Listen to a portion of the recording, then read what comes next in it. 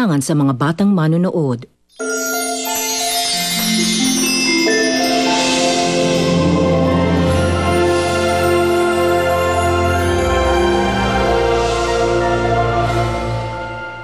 Ba't bang init-init ng ulo mo doon sa bata? Bakit bang lapit-lapit ng loob mo dyan kay Blanca?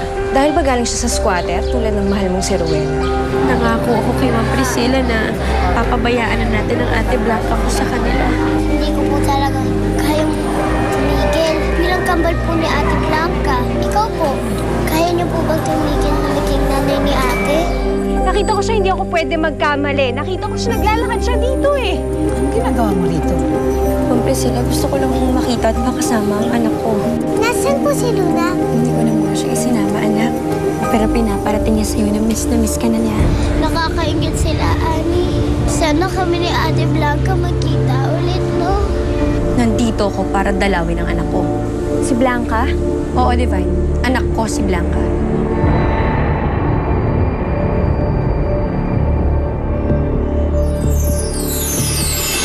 Ano ulit sinabi mo? Anak mo talaga siya? Hindi mo ba narinig yung sinabi ko? Oo, anak ko si Blanca. Kaya may karapatan akong bisitahin siya. Pumasok ka na muna sa loob, Blanca. Pero, Nay, baka saktan Sige ka na, po. pumasok ka na sa loob. Kung anak mo si Blanca, sino ang ama niyan? Wala akong ibang naging kasintahan kung hindi si Luis. Ipinagbubuntis ko na si Blanca noon nang nawala siya. Siya ang anak namin ni Luis. Umalis ka. Umalis ka dito, hindi ka welcome dito. Umalis ka!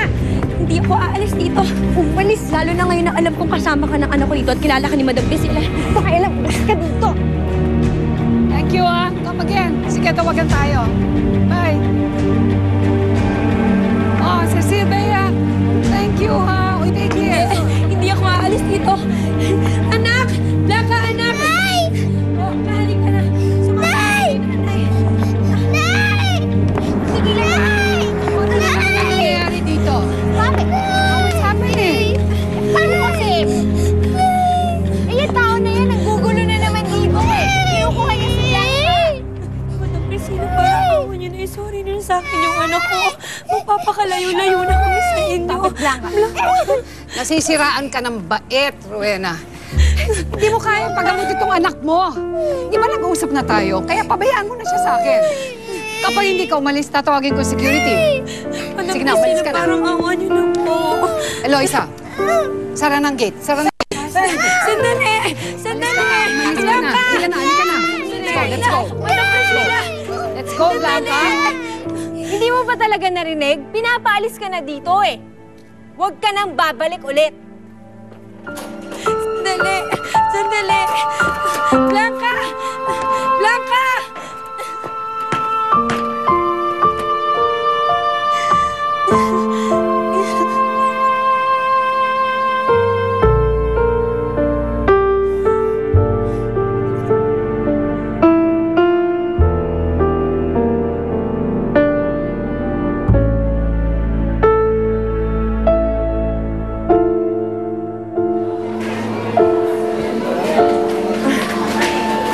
Okay.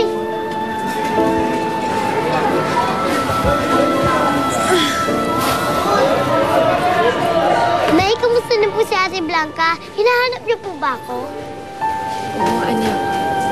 Miss na miss ka na ng Ate Blanca ko.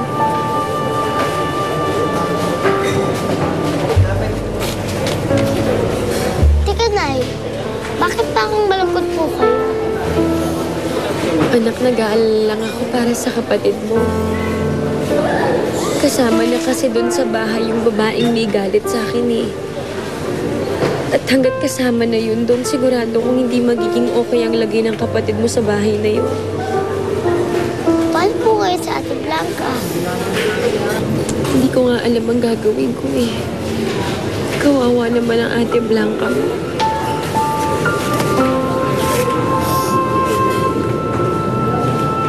Hindi ko alam kung paano natin mababawi ang kapatid mo sa mansyon na yun. Pero hindi ako titigil hanggat hindi natin nakukuha ulit si Blanca.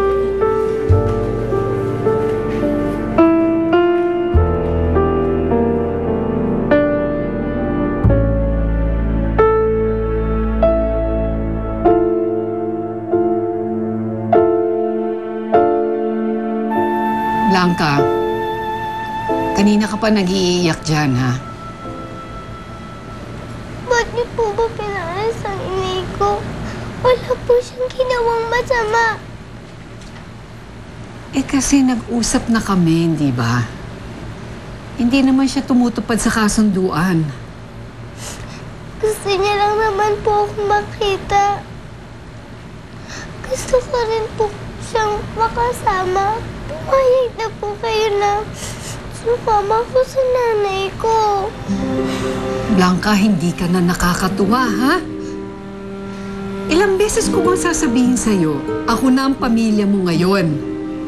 Huwag mo na hanapin yung nanay mo dahil hindi na yan babalik dito.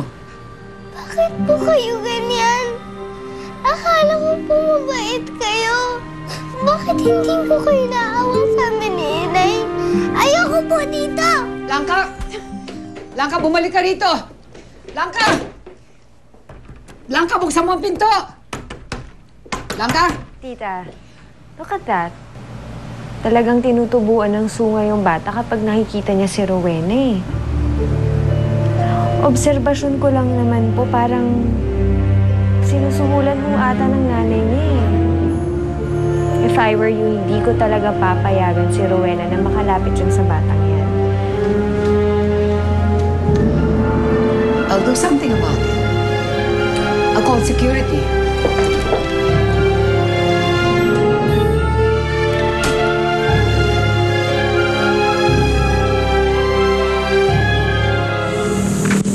Anak, sabi ko naman kasi sa'yo, dapat di ka na sumama. Nay, gusto ko po talaga makita si Ate Blanca. Mabilisan na po natin. Bilisan natin din habang may ginagawa yung mga kwarto. Sandali! Di ba kayo madalas pumunta rin sa bahay ni Madam Priscilla? O, kami nga ho. Ako ang nanay ni Blanca. Bibisitahin lang namin yung bata.